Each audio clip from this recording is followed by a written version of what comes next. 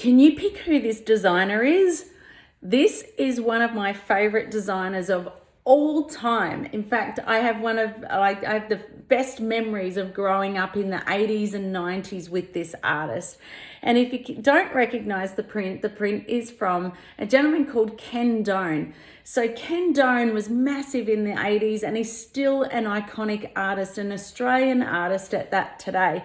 And I love his work. You know, I wear a lot of color and I've always really found an affinity with Ken Doan and his work.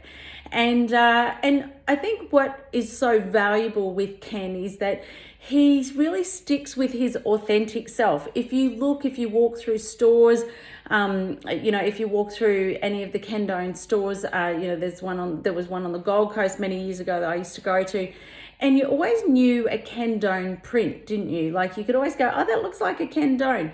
And so it has this sense of authenticity and realness to it that is, and you can see some things, and it's the same for any artist, is you kind of go, oh, that looks kind of Ken Doan inspired. But regardless of where you go, if you saw somebody wearing, a Ken Doan shirt, now some of these are collector's items now, but you might see a Ken Doan umbrella or a pair of swimmers or, something that someone's wearing and you just know that that's a Ken Doan print. And it's the same for us, is that when you've got this sense of authenticity and realness and you start to get a sense of your style and how you operate, is that it starts to become a bit of a signature look.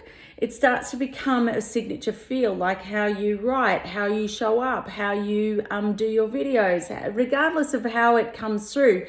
Is when you can be your most authentic self, what happens is it creates consistency, creates really high levels of trust, and as a result, people see the value that you bring.